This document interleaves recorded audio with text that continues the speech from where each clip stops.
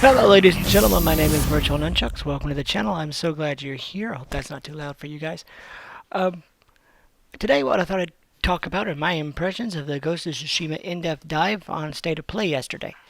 Um, if you're not aware, we are going to review that when it comes out, June 7th, or no, excuse me, I'm sorry, July 17th is when it releases, and we're going to have a review shortly after because I don't get review codes. I get the releases when they come out. So I'm excited to review it. But after looking at the state of play yesterday, that game, I love I love late gen games because they utilize the hardware to the best of its ability, and they really do show off what your consoles are capable of on both sides, Xbox, PS5, or PS4. I'm and it just looks gorgeous. It looks absolutely gorgeous. If you watched it yesterday, I mean, I was listening to what the guy said, but I was mostly just looking at the environment, looking at what we might play, and looking at how the movement was and the different aspects of the visuals. And I gotta say, it looks absolutely gorgeous. Every time I see any clips of this, uh, of the gameplay at all, I'm just amazed at how pretty it looks. Um, but let's talk about what we saw. And by the way, I did put this on my Twitter account. I am able to share, obviously, the YouTube links and put it on my Twitter account, but I can't show you any footage due to copyright concerns. So let's talk about what we saw. They showed off a little bit of how the exploration works, and I was a little concerned because in an earlier article this year they said that there was going to be no HUDs, no traditional waypoints, things like that, and you were just going to have to explore to open up the map. And I got a little concerned for those of us with disabilities and for those of us who are used to the traditional waypoint system. How was that going to work? Because big enough games, you get lost sometimes. And I was kind of, I thought their solution was unique in that they're going to allow wind, the wind to guide you. It's called the guiding wind, and you push a button, and it basically you can set a waypoint on your map where you want to go, and it'll show you the direction you need to go. But it doesn't guide you there specifically 100% of the time. You have to ask it for a direction from time to time. But not only are they doing that, but they're allowing things like smokestacks or pillars of smoke to guide you to different areas of the map that are of interest, maybe side missions, maybe collectibles, maybe people that need help or something like that. And also they're using animals like foxes and birds and various things to show you different items of interest and different things that you might want to pick up. And I thought that was an ingenious way to make it more immersive for the player.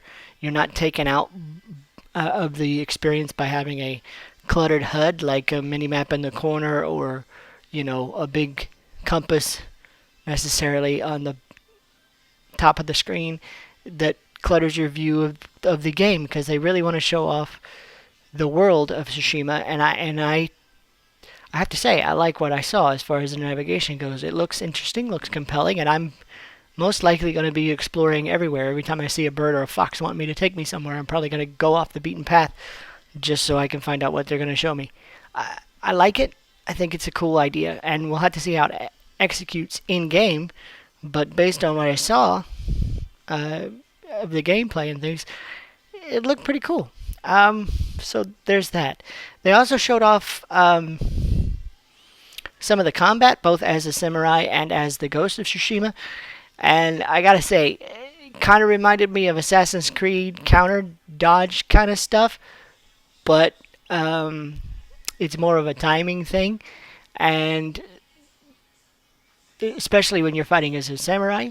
But I liked it. I thought it was a pretty neat thing, and they said they based it off of samurai movies because they're a big fan of samurai movies, and they said that the reason they had it that way is because you notice that in a samurai movie they're always waiting for their opponent to make the first move so that they can counter it and stuff like that. So I understand the logic where they're going for. but it does have some flourish to it. It does look pretty cool. Some of the animations, kill animations or whatever that we saw, were pretty cool. But my favorite part of the combat was when you play as the ghost. Basically, when you ambush people and assassinate people at night, you use various things like firecrackers and smoke bombs for distractions, and you basically, sneak up on people, jump off of roofs, and things like that, and just take them all out. And that to me, because I'm more of a stealth player, I kind of like that type of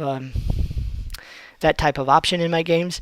I I enjoyed that. I thought that was really really cool because there are two different types of combat that you can engage in. You can be the honorable samurai and engage them during the day and challenge them to combat and all this kind of stuff, or you can be the sneaky guy who's not so honorable and just sneak up on people and just take them out without warning and stuff like that. So there's varying play styles for varying people, and that leads me to the customization that they showed. They showed various armor pieces and various armor outfits and different things that you can earn through playing the game, and that you can. I don't know. I don't remember if they said that you can craft it, but you definitely can find it throughout the game. I apologize for my puppy back there, but each armor set that you get, or each armor piece that you get, you're able to customize Jin, which is the main character, to suit your playstyle. So if you're more of a stealth guy, there's armor sets for that. If you're more of a in-your-face combatant, you like fighting more like a samurai and challenging people, letting them know you're coming. There's sets for that, and each set looks uniquely different. So I was kind of I'm intrigued to see how deep it goes. They also said that you can customize each individual skill, kind of like an RPG. So you can customize Jin in your playstyle. So if you have a certain playstyle you want, you can customize the skills that he has geared toward that playstyle, like an RPG. So again, I'm totally on board with that because I love customization. I love being able to customize a character based on the playstyle that I like to use. And so it looks really interesting in the way that they implemented that.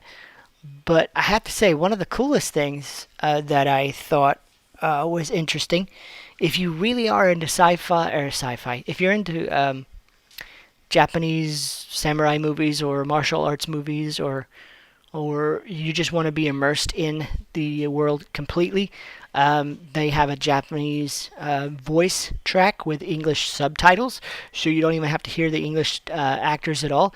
You can just listen to Japanese and read the subtitles for the context of the scene before you even start the game, so that's pretty cool if you just want to be completely immersed in the Japanese world.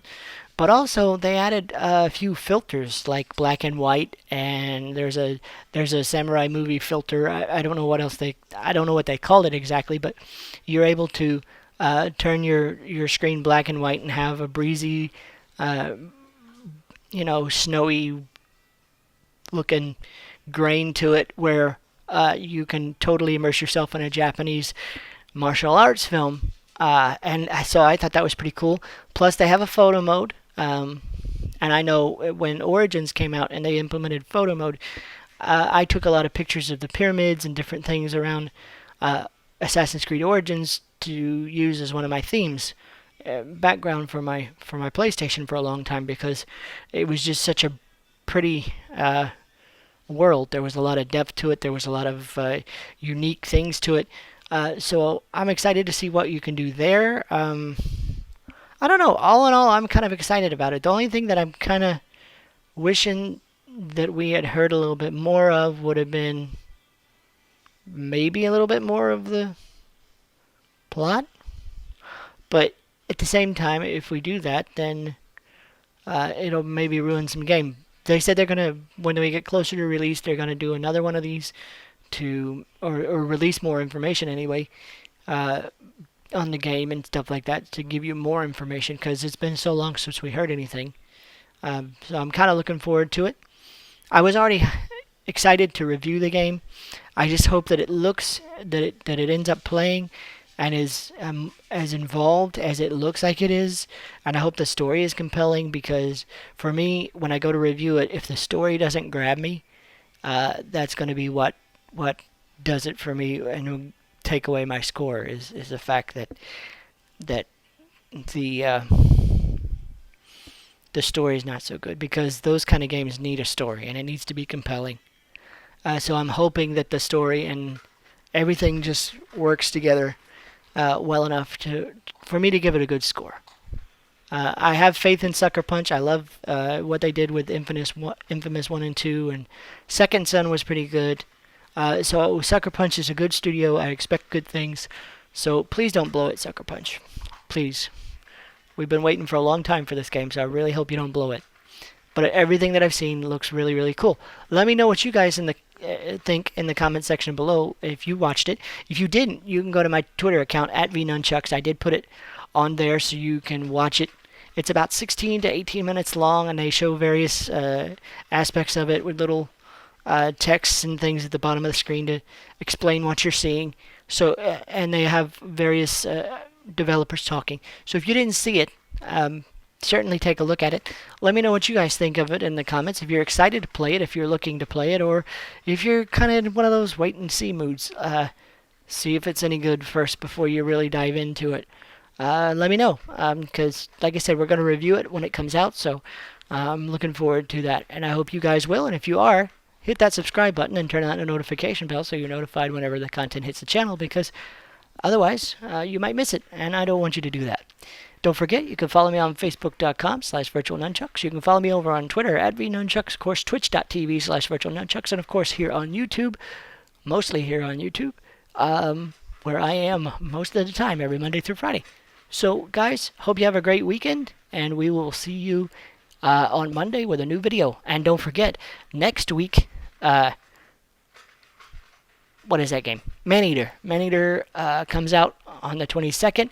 According to my information, I won't get it until the 26th, unfortunately, because of delivery problems and shipping issues. But as soon as we get that, we'll start playing it for you guys.